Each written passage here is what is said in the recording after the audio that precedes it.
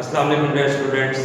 आज हम लोग बायोलॉजी का चैप्टर नंबर 2 जिसका नाम है solving a biological problem start करने जा रहे हैं। जैसे कि आप लोगों को चैप्टर के नाम से ही मालूम हो रहा है कि बायोलॉजिकल प्रॉब्लम बायो से मुतल्लिक या जिंदा जानदारों से मुतल्लिक कोई भी मसला, ठीक है। अगर हमें आम जिंदगी में रोज़मर्रा ज़िंदगी में बायोलॉजिकल प्रॉब्लम है, कोई बायोलॉजी से रिलेटेड कोई मसला दरकार है, तो इस चैप्टर में हम ये पढ़ेंगे हम उस मसले को कैसे हल करें। सबसे पहले आपको मालूम होना चाहिए कि मसला है क्या, बायोलॉजिकल प्रॉब्लम है क्या, ठीक है। बायोलॉजिकल प्रॉब्लम जैसे आजकल आप कॉमनली देख रहे हैं कि कोविड-19 ये भी एक बायोलॉजिकल प्रॉब्लम है जिसकी जो है सोल्यूशन की तरफ अब साइंटिस्ट जा रहे हैं, उसकी वैक्सीन वगैरह डिस्कवर करने की कोशिश की जा रही है या मुख्तलिफ तरीके से उसको सॉल्व करने की कोशिश की जा रही है। तो बायोलॉजिकल प्रॉब्लम किसी डिजीज़ के हवाले से भी हो सकता है, ठीक है, जो किसी स्पेसिफिक एरिया में फैल रही है, या किसी और लिविंग ऑर्गेनिज्म के मुताल्लिक कोई प्रॉब्लम हो सकता है जो हम मुख्तलिफ स्टेप्स के ज़रिए से सॉल्व करते हैं, ठीक है। उनको हम कहते हैं steps involved in solving a biological problem. जब हम बायोलॉजिकल प्रॉब्लम सॉल्व कर रहे हों तो कोई तरीका कार है, साइंसी तरीका कार है जिसको हम कहते हैं बायोलॉजिकल मेथड, ठीक है। बायोलॉजिकल मेथड जो है is a scientific method in which biological problems are solved, यानी कि साइंस का वो तरीका कार एक प्रॉपर लाए अमल होता है, एक प्रॉपर तरीका कार है जिसके ज़रिए से हम बायोलॉजिकल प्रॉब्लम को सॉल्व करेंगे, उसका सोल्यूशन निकालेंगे। उसमें मुख्तलिफ किस्म के स्टेप्स इन्वॉल्व हैं जो हम बायोलॉजिकल प्रॉब्लम को सॉल्व करने के लिए इस्तेमाल करते हैं, जिनमें सबसे पहला और बुनियादी जो स्टेप है वो है रिकग्निशन ऑफ बायोलॉजिकल प्रॉब्लम। देखें, जब तक आपको मालूम ही नहीं होगा कि प्रॉब्लम है क्या, आप उसको हल करने के लिए नहीं जा सकते। आपको मालूम होगा कि प्रॉब्लम ये है। फॉर एग्जाम्पल आपकी बुक में जो प्रॉब्लम दी गई है वो है स्टडी ऑफ मलेरिया। मलेरिया के हवाले से प्रॉब्लम है। मलेरिया आज की बीमारी नहीं है, तकरीबन 2000 साल पहले की फिजिशियंस और डॉक्टर्स जो थे वो इसके मुताबिक स्टडी करते आ रहे हैं, ठीक है। तो सबसे पहला स्टेप कि आप देखेंगे बायोलॉजिकल प्रॉब्लम है क्या, पहले आप उसकी आइडेंटिफिकेशन करेंगे। तो इसकी एक प्रॉपर डेफिनेशन होती है, biological problem is a question, ये एक सवाल है, ठीक है। Biological problem is a question that is either asked by someone, या कोई और पूछे, या comes to biologist mind by himself, या बायोलॉजिस्ट के अपने दिमाग में आए, खुद सोचे कि ये कॉमन प्रॉब्लम, जैसे मलेरिया था, कुछ साइंटिस्ट उसके मुतालिक सोचते थे कि इसकी रीजन क्या होगी, ये कैसे होता है, ठीक है, इसका पॉजिटिव एजेंट क्या है, किस चीज से फैलता है, किन इलाकों में ज्यादा पाया जाता है, ठीक है। तो सबसे पहला स्टेप क्या था कि आपको प्रॉब्लम के बारे में मालूम होना चाहिए कि प्रॉब्लम क्या है। अगले स्टेप की तरफ बढ़ते हैं। दूसरा स्टेप क्या है, ऑब्जर्वेशंस। आप उस प्रॉब्लम के हवाले से फिर चीजों को ऑब्जर्व करेंगे, जैसे कि स्टडी ऑफ मलेरिया में हम देखते हैं, ठीक है। और एक चीज और कि ऑब्जर्वेशन जो है ये हमेशा 5 सेंसेस की मदद से की जाती है।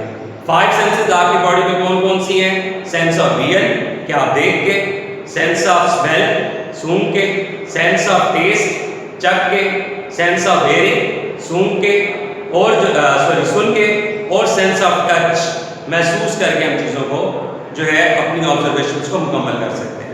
ऑब्जर्वेशंस के आपके इर्द के जो उस बायोलॉजिकल प्रॉब्लम से रिलेटेड मसाइल हमको ऑब्जर्व करना, जैसे कि मलेरिया के हवाले से कुछ ऑब्जर्वेशंस थी जो अर्ली साइंटिस्ट के पास थी कि मलेरिया जो है वो मार्शी एरियाज यानी कि दलदली इलाकों में ज़्यादा पाया जाता है, और ये फैलता है, ठीक है, air of marshy areas, bad air of marshy areas की वजह से।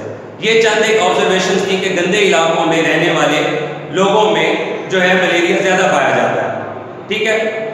इसके बाद ऑब्जर्वेशन जो है वो 2 इकसाम की होती हैं, एक क्वांटिटेटिव, क्वांटिटी वर्ड निकला है मिकदार से, और एक होती है क्वालिटेटिव, क्वालिटी से वर्ड निकला है, यानी कि मिकदार और मेयार, ठीक है। जब हम जब बायोलॉजिकल मेथड की बात करते हैं तो उसमें हम लोग क्वांटिटेटिव ऑब्जर्वेशंस को ज़्यादा अहमियत देते हैं बनिस्बत इसके क्वालिटी के, क्योंकि देखें आप किसी भी चीज़ की क्वांटिटी को बासानी मालूम कर सकते हैं, ठीक है, उसके मिकदार को बनिस्बत उसके मयार के, ठीक है। मयार और मिकदार में फ़र्क होता है। इसी तरह जैसे आप दूध की एग्जांपल लें कि दूध की मिकदार को आप आसानी से मेजर कर सकते हैं कि 1 लीटर, 2 लीटर या 3 लीटर, लेकिन जब बात आ जाती है उसके मयार की तो उसको जांचने के लिए आपको दिक्कत होती है। तो इसीलिए बायोलॉजिकल मेथड में क्वांटिटेटिव ऑब्जर्वेशंस को मोर एक्यूरेट कंसीडर किया जाता है as compare to qualitative observation, because they are countable, measurable, और इनको नंबर्स की फॉर्म में आप क्या कर सकते हैं, रिकॉर्ड कर सकते हैं, लिख सकते हैं आप इनको नंबर्स की फॉर्म में। ठीक है, इसके बाद जो है यहाँ पे एक एग्जांपल भी उसने दी क्वालिटेटिव और क्वांटिटेटिव के हवाले से कि क्वांटिटी और क्वालिटी में फर्क क्या है। जैसे कि आप लोग जो है देखते हैं कि जी अगर आप लोग एक तरफ लें 1 लीटर, आप 1 लीटर की बोतल लें, उसमें 1 लीटर लें पानी और 1 लीटर लें एथेनॉल। ठीक है, देखने में आप लोगों को वो बराबर नजर आएंगे। ठीक है, दोनों लिक्विड फॉर्म में होंगे, दोनों इक्वल होंगे, लेकिन जब आप उनका वेट करते हैं तो वाटर का जो 1 लीटर है उसका वेट है 1000 ग्राम्स और जो 1 लीटर ऑफ एथेनॉल है उसका वेट है 789 ग्राम्स। ठीक है, इनके मैस में, इनके वजन में क्या है, फर्क है। इसीलिए कहा जाता है कि जो क्वांटिटी है वो मोर एक्यूरेट होनी चाहिए, वो ज्यादा बेहतर है एज कंपेयर टू क्वालिटी। अब ऑब्जर्वेशंस के बाद हमने ऑब्जर्व कर लिया मलेरिया के हवाले से कि जी वो दलदली इलाकों में ज्यादा फैलता है या वहाँ के लोगों में ज्यादा है। हम अगले स्टेप की तरफ चलते हैं, हाइपोथेसिस फॉर्मुलेशन।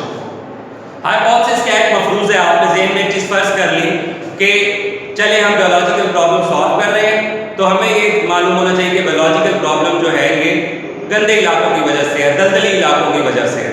ठीक है, ये हमने अपने ज़हन में फर्ज कर लिया। ठीक है, अगर हम इस चीज को फर्ज कर लेंगे तो हम फिर बायोलॉजिकल प्रॉब्लम को सॉल्व करने में अगले स्टेप की तरफ चले जाएंगे। और हाइपोथेसिस की कुछ क्वालिटीज होती हैं, ये जनरल स्टेटमेंट होनी चाहिए, एक टेंटेटिव आइडिया होना चाहिए, आम लोगों की समझ में आना चाहिए, और इसको अवेलेबल ऑब्जर्वेशंस, पहले जो लोगों ने ऑब्जर्व किया उससे भी इसको मिलना चाहिए। ये नहीं है कि आपने कुछ और ऑब्जर्व किया, उन लोगों ने कुछ और ऑब्जर्व किया था, तो इसको पहले अर्ली ऑब्जर्वेशन से मैच करना चाहिए। नेक्स्ट जो स्टेप है in solving a biological problem वो है डिडक्शंस। डिडक्शंस क्या है? डिडक्शंस एक किस्म का क्वेश्चन है जो आपने अपने माइंड में सेट कर लेना है। इसमें हम यूज करते हैं इफ और देन की लॉजिक। इफ देन लॉजिक क्या है? अब आप मलेरिया को एग्जांपल को कोट करते हैं, हम कहते हैं जी if malaria is due to marshy areas, कि अगर मलेरिया दलदली इलाकों की वजह से है then all the people living in that marshy areas could got malaria. देखा आपने इफ और देन की लॉजिक को हमने कैसे इस्तेमाल किया, हमने क्वेश्चन बना लिया। ठीक है, कि अगर मलेरिया दलदली इलाकों की वजह से है तो वहां पे रहने वाले तमाम लोगों को क्यों नहीं होता। तो फिर इस क्वेश्चन का हल निकालने के लिए, इस इफ और देन लॉजिक का हल निकालने के लिए हम तजर्बे की तरफ बढ़ेंगे। एक्सपेरिमेंटेशन जो नेक्स्ट स्टेप है। एक्सपेरिमेंटेशन जो है वो मोस्ट बेसिक स्टेप है साइंटिफिक मेथड का। विदाउट एक्सपेरिमेंटेशन आप अपनी ऑब्जर्वेशंस को क्या है वो गलत या दुरुस्त साबित नहीं कर सकते। ठीक है, most basic step in scientific method, जिसमें बायोलॉजिस्ट बार बार अपनी ऑब्जर्वेशंस को, अपने हाइपोथेसिस को टेस्ट करते हैं, मुख्तलिफ साइंसदान टेस्ट करते हैं, और उससे जो रिजल्ट आता है उसको जो है वो लिया जाता है। फॉर एग्जाम्पल यहाँ पे आपकी बुक में जो एग्जाम्पल दी है मलेरिया की, उसमें कहा गया था कि कुछ लोगों ने स्टैग्नेंट वाटर, जो दलदली पानी था, खड़ा हुआ पानी था मार्शी एरियाज का, उसको पिया वॉलंटियरली। उन्होंने अपनी जान वक्फ की कि हम ये करना चाह रहे हैं, अगर हम ऐसा करने से कोई बायोलॉजिकल प्रॉब्लम सॉल्व होती है तो हम इसमें वॉलंटियरली हिस्सा लेंगे। तो उन लोगों ने पानी पिया तजर्बे के तौर पर और उनको मलेरिया नहीं हुआ। ठीक है, इसका मतलब ये हुआ मलेरिया दलदली पानी या गंदे पानी या गंदी आबो हवा की वजह से नहीं होता, इसकी वजह कुछ और है। इसके बाद हमने जो नतीजा हासिल किया उसको हम summarization of results next step में स्टडी करते हैं।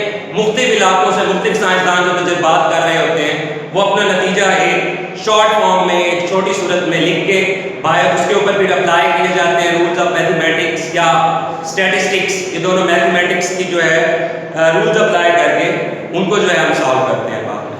ठीक है, अब समराइजेशन ऑफ रिजल्ट के बाद नेक्स्ट स्टेप आता है हम उन रिजल्ट्स को दूसरों तक पहुंचाएं। हमने जो नतीजा लिया, हमने जो तजर्बा किया, ठीक है, हम अपने तजर्बे को दूसरों तक पहुंचाएं। जैसे आप कोविड-19 के हवाले से डिफरेंट ऑब्जर्वेशंस, डिफरेंट एक्सपेरिमेंट्स के रिजल्ट टीवी पे देखते हैं, ठीक है, या इंटरनेट के थ्रू आपको मिलते हैं। तो ये मोस्ट इंपॉर्टेंट स्टेप होता है, लास्ट स्टेप जो है रिपोर्टिंग द रिजल्ट्स, कि अपने रिजल्ट्स को दूसरों तक पहुंचाना। ठीक है, इसमें जो है साइंटिस्ट मीटिंग्स करते हैं नेशनल और इंटरनेशनल लेवल पे, उसके अलावा साइंटिस्ट क्या करते हैं, सेमिनार्स करते हैं कॉलेजेस यूनिवर्सिटीज लेवल पे। उसके अलावा साइंटिफिक जर्नल्स रिसालों में अपनी फाइंडिंग्स को पब्लिश करते हैं। और इसके अलावा साइंटिस्ट क्या करते हैं जी, इंटरनेट, प्रिंट मीडिया, जो भी सोर्स है इंफॉर्मेशन को स्प्रेड करने का, उसके थ्रू इंफॉर्मेशन को स्प्रेड किया जाता है ताकि बाकी लोगों को भी उसके मुतालिक मालूम हो जाए, वो भी उससे फ़ायदा हासिल कर सके। ठीक है जी, यहाँ पे हमारा बायोलॉजिकल मेथड जो है वो कंप्लीट होता है। इसके बाद हमने एक चीज़ स्टडी करनी है, what is control in experiment. जब हम कोई एक्सपेरिमेंट कर रहे होते हैं तो वो हमेशा कंट्रोल एक्सपेरिमेंट होना चाहिए। कंट्रोल एक्सपेरिमेंट से क्या मुराद है कि हम हमेशा दो ग्रुप लेते हैं, एक कंट्रोल ग्रुप और एक एक्सपेरिमेंटल ग्रुप। ठीक है, कंट्रोल ग्रुप कौन सा ग्रुप होता है, जिसको हम एक्सपेरिमेंट से रिलेटेड तमाम बेसिक नेसेसिटीज प्रोवाइड करें। और एक्सपेरिमेंटल ग्रुप वो ग्रुप होता है जिसको हम तमाम नेसेसिटीज प्रोवाइड करें एक्सेप्ट वन। आपकी बुक में जो एग्जांपल दी हुई है उसमें 2 प्लांट्स का जिक्र किया है कि अगर हम ये चेक करना चाह रहे हैं कि फोटोसिंथेसिस के लिए कार्बन डाइऑक्साइड की जरूरत है या नहीं है, तो हम 2 पौधे लेंगे। एक होगा कंट्रोल ग्रुप जिसको कार्बन डाइऑक्साइड प्रोवाइड की जाएगी, एक होगा एक्सपेरिमेंटल ग्रुप जिसको हम कार्बन डाइऑक्साइड प्रोवाइड नहीं करेंगे और उसको हम रैपिंग पेपर में, ठीक है, प्लास्टिक बैग में रैप कर देंगे ताकि उसका कार्बन डाइऑक्साइड ना पहुंच सके। तो कंट्रोल ग्रुप जिसको तमाम चीज़ें प्रोवाइड की गई और एक्सपेरिमेंटल ग्रुप जिसको तमाम चीज़ें प्रोवाइड की जाती हैं लेकिन एक वेरिएबल यानी कि कार्बन डाइऑक्साइड प्रोवाइड नहीं की जाती। तो ये हमारा आज का लेक्चर था। ठीक है, इंशाल्लाह नेक्स्ट लेक्चर जो स्टडी ऑफ मलेरिया है उसके साथ हम फिर हाजिर होंगे। अल्लाह हाफ़िज़।